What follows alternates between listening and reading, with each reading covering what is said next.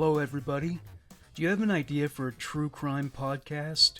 I publish true crime podcasts at my YouTube channel, Leader One Studios.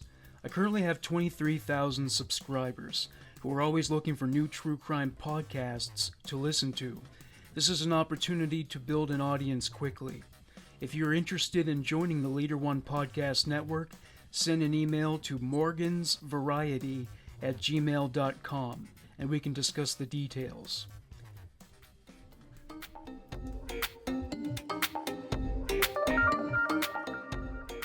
Hello, everybody. Gratitude to everybody for listening, and additional heaps of gratitude to everybody who donates to the Patreon account. You keep the show going with your donations. As I keep the expenses paid, the more content I can create. You can donate at www.patreon.com/leader1. Or, if you'd like to make a one-time donation, you can send one through PayPal at morganrector331@hotmail.com. Remember, there is no minimum donation, no maximum donation. If $1 a month is all you feel like you can manage, especially in these difficult times, it's still appreciated. Thank you for everything and enjoy the show.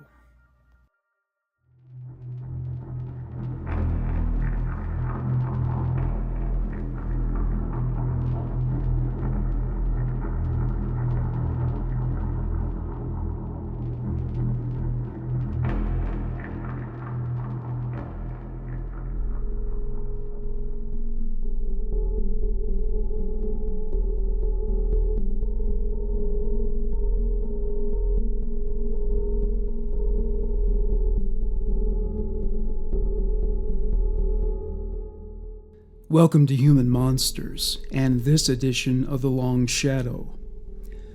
Case number 1. Abuse so horrific, the victim has been classified as Child B. Kimberly Harte and Samuel Duncan were sentenced to a total of 22 years for the torture and murder of their 4-year-old daughter. Among the many tortures they visited upon her: pouring boiling water on her hands, tearing clumps of hair from her head, kicking her repeatedly in the groin, causing extensive bruising and liver damage, forcing her to sleep naked in a dark bathroom, forcing her to eat her own feces. Aside from the victim's status within the vulnerable sector due to her age, she also had cerebral palsy, making her an easier target. The abuse was known to authorities long before the victim's death. She was removed from her parents' home due to suspicions that she was under attack. January 2005. The girl was placed back in her parents' home. The abuse resumed just weeks later. The girl was once described as happy and sunny. She loved to sing and dance. After suffering the abuse, she became easily frightened, introverted, and became unable to walk. She was constantly in physical pain. Her grandmother suspected she was being abused and called social services. Social workers and police were dispatched to the child's home, and just in the nick of time, she was so egregiously injured that medical professionals ascertained she would have died had she been neglected of medical treatment any longer. She was in so much pain, she could only be examined after general anesthetic was administered. A pediatric registrar described her injuries as the worst abuse he had ever seen. Though her parents have been widely condemned, it is not just they who are considered to be to blame. Criticism has been directed at social services for mishandling the case. On at least 20 of their visits to the family's home, accompanied by medical professionals, the child continued to suffer. On 5 occasions, they accepted the mother's explanation that the child was not at home because she was out with her father. Michelle Elliott, a representative of the child protection charity Kidscape, said the social workers should not have accepted the explanation that the child was out. Commenting on this, Elliot said, "It is pathetic they accepted such excuses. I know they are in a difficult position, but common sense should tell you they were hiding something, which they were." A government oversight agency insisted that the injuries were not foreseeable and that malpractice could not be cited as a legitimate cause. The judge presiding over the case said, "The physical scars may well heal in time, but I doubt the mental scars ever will. I have anxieties about the way this child was returned to her parents against the express wishes of her foster carers. Westminster City Council's Department of Social Services has provided me with a serious case review executive summary. It acknowledges failures and makes recommendations. Its reading inspires hope for the future." Before Kimberly Harte and Samuel Duncan were taken to their holding cells, someone from the public gallery screamed out at Duncan, "You bastard! Rotten hell! What have you done to this poor girl?" Detective Sergeant Anthony Smith of the Child Abuse Investigation Unit said of the victim, "Before the little girl lived with Harte and Duncan, we are told that she was a cheerful, happy child who was coping with her disabilities. By the time she was taken to hospital, and I met her for the first time, she was in obvious pain, withdrawn, and frightened. She is a wonderful child and is doing far better now. I can only hope, now that they are out of her life, she will have the opportunity to grow, both physically and emotionally, to her full potential." Case number 2. Brantley Justin Smith's tragic 2 years of life. June 2018.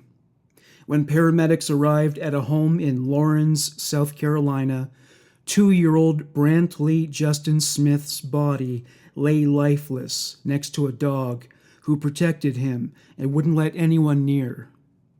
His 6- and 8-year-old brothers told police they heard their brother screaming throughout the night when he was murdered. The victim presented with bruises and bite marks all over his body. There were also indicators of sexual abuse.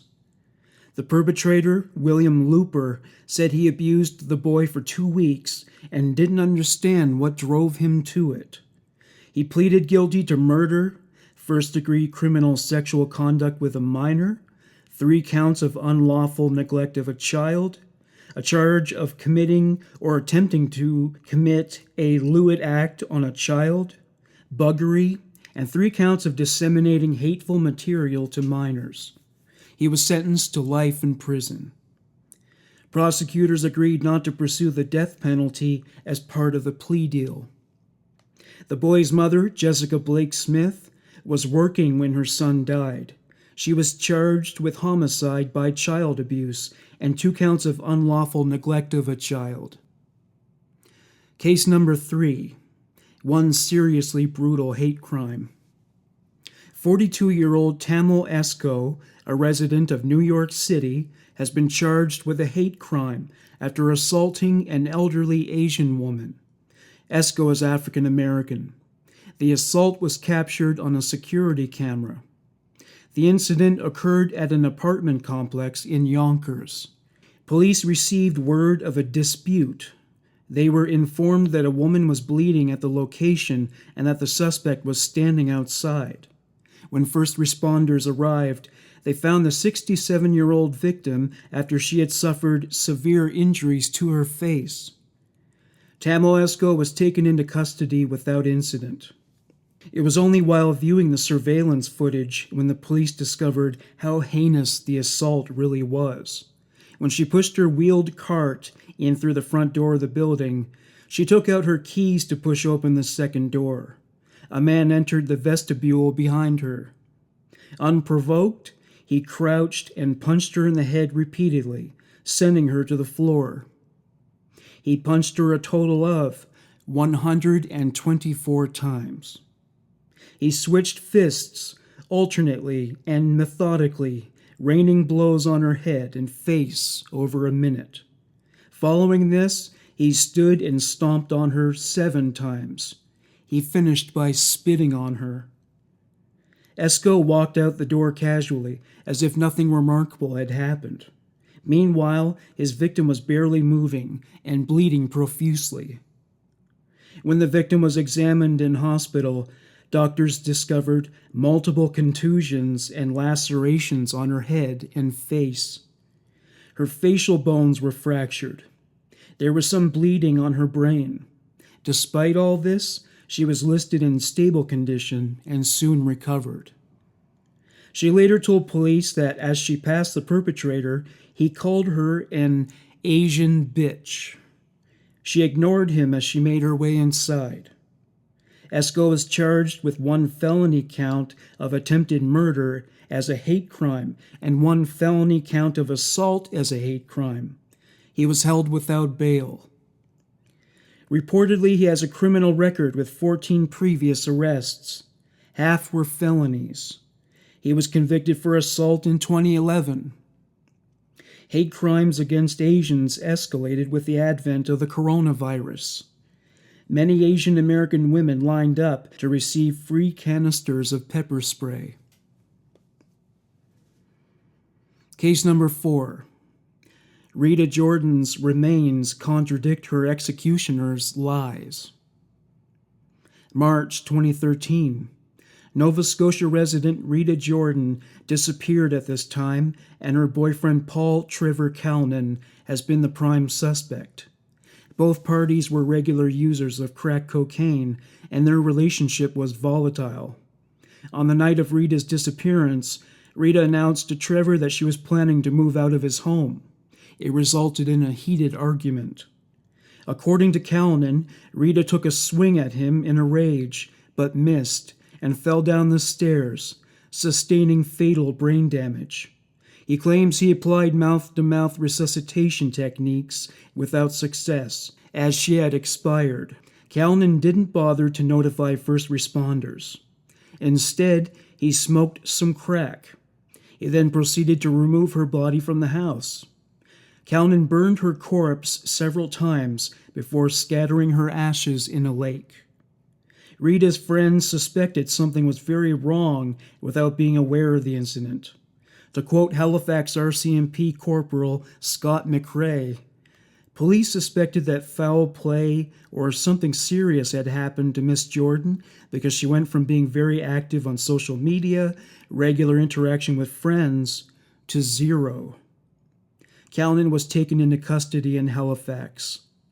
A Supreme Court judge said, "It is clear that he properly equipped the jury to make reasonable inferences from the circumstantial evidence without resorting to specious reasoning or speculation." Paul Trevor Calnen was sentenced to life in prison for second-degree murder after his attorney tried to appeal the charge down to manslaughter. The conditions of his sentence rendered him ineligible for parole until after serving 15 years. He was handed a concurrent sentence of 5 years after he pled guilty to indecently interfering with human remains. Rita Jordan's remains were never found. Case number 5. Issei Sagawa will not have the veggie burger. Issei Sagawa, also known as Pang and the Kobe Cannibal, was born in Kobe, Japan on April 26, 1949. His was a troubled birth. He was born so premature he could fit into the palm of his father's hand. He developed enteritis at this time. It is a disease of the small intestine. Though he recovered after treatment, his constitution was fragile and would remain so for the rest of his life. He was also introverted. Spending so much time alone led to a passion for literature. Issei completed a master's degree in English literature. A pivotal moment happened in Issei's life while he was in the first grade. After taking an unabashed look at a man's thigh, he began to fantasize about engaging in cannibalism. In 2011, Sagawa did an interview with Vice, wherein he confessed to having sex with his dog in his youth and also to having cannibalistic fantasies about eating the body parts of women. When Issei was 24 years old, he followed a German woman to her home. He broke into her apartment while she was asleep. His plan was to cannibalize her, starting by slicing off part of her buttocks and stealing away into the night with a small chunk of her flesh. She woke before he could do this and pushed him to the floor. He was arrested and charged with attempted rape. He didn't mention his cannibalistic agenda to the police. 1977. Issei was 27. He moved to France, where he pursued a PhD in literature at the Sorbonne in Paris. His desire to eat female human flesh persisted. To quote Sagawa, "Almost every night I would bring a prostitute home and then try to shoot them. But for some reason, my fingers froze up and I couldn't pull the trigger." June 11th, 1981. Sagawa, now 32, invited a classmate, Dutch national Rene Harte, to have dinner with him at his apartment. The idea was that after dinner, she would help him translate poetry for a school assignment. His real agenda for the evening was to kill and eat her. She was very beautiful, and her health was robust. He was lacking in those qualities. He had low self-esteem, seeing himself as ugly, weak, and diminutive. He was only 4'9", which didn't help. He wanted to absorb her energy. While Rene read from a book of poetry, he shot her in the neck with a rifle. According to Sagawa, he was so shocked by what he had just done that he fainted. When he came to, he realized it was time to execute the rest of his plan. He proceeded to defile Rene's corpse. When he sunk his teeth into her flesh, he found that his incisors were not sharp enough to tear away her skin. He went out and bought a butcher knife. Having become properly equipped, he ate Rene piecemeal. He ate most of her breasts and face, some parts raw and others cooked. He stored other parts in the refrigerator. At every stage of consumption, he took photos of her partially mutilated body. He dumped what was left of her remains in a lake, carrying what was left of her in 2 suitcases. He was caught doing so by police 4 days after his first bite. Issei Sagawa was deemed insane and unfit to stand trial. After spending some time in a psychiatric hospital, he was released. Documents about his crime and arrest were not released to Japanese authorities. He was examined by doctors in his homeland and determined to be sane. He checked himself out of the hospital on August 12, 1986. He has remained free since that day. The decision to grant him freedom has been widely condemned. In his Vice interview, it said that trying to earn a living as a known murderer and cannibal is a terrible punishment. Case number 6. Rene Diaz loses her life due to a warped perspective on discipline. During the 11th year of her life, Rene Diaz suffered unimaginable torture at the hands of her father, Rene Diaz, and her adoptive mother, Crystal Diaz. Rene was frequently handcuffed to the TV stand adjacent to their bed. They would beat her and force her to take cold showers. It all began when they suspected her of drinking alcohol and stealing medication. As a response to these suspicions, the couple burned Rene with a 3-pronged barbecue fork. This marked the beginning of a horrific phase in the girl's life when she was subjected to extremely painful tortures. The abuse began around October 2020. It was about this time that Rene started stealing medication prescribed for depression. She also took to drinking bleach and hand sanitizer. She was punished by being beaten with a wooden spoon, punched and kicked at full strength. She was locked up at night so her parents could monitor her. As an additional punishment, she was not given a blanket. When police searched the home, they found the handcuffs that were used to restrain Issei. They also discovered a video shot on a cell phone that contained images of Issei being beaten. The morning Issei died, her parents told people that she had developed a severe cough and eventually stopped breathing. They said they put a plastic bag over her mouth in an attempt to revive her. When this failed, they called 911. This represented the first time they sought medical treatment for the girl. They didn't even arrange for medical intervention when she drank bleach. Issei died on March 23, 2021. She perished an hour after her parents called 911. Rene and Crystal Diaz have been charged with torture, mayhem, and child abuse. If they are convicted, they are likely to face a sentence of life in prison. Case number 7. Somebody forgot to tell Israel Jermaine Williams that you're not supposed to commit rape once, let alone 100 times. Alexandria, Louisiana resident Israel Jermaine Williams has been accused of committing 100 counts of first-degree rape, among other offenses. Williams's name emerged in the eyes of authorities after he was connected to the sex trafficking of a juvenile. The investigation incorporated the efforts of the Children's Advocacy Center, the Louisiana Department of Child and Family Services, the Alexandria Police Department, and the Senlet Child Trafficking Task Force. Williams was arrested on March 25, 2022. He was remanded into the Rapids Parish Detention Center. He is held on a $5,453,000 bond. The complete list of Williams's charges: 100 counts of first-degree rape, 2 counts of molestation of a juvenile victim under 13 years of age, obstruction of justice, issuing worthless checks, contempt of court. Case number 8. Hey Greg, you were supposed to wait 8 years. 29-year-old Memphis, Tennessee resident Gregory Hickman has been convicted for raping an 11-year-old girl in 2016. The unnamed victim's mother noticed that her daughter appeared to be with child in October 2016. Her daughter told her that Gregory Hickman raped her earlier that year. According to the district attorney's office, Hickman walked her home from a store but made a detour and brought her near some bushes. There, he pulled her pants down and penetrated her forcefully.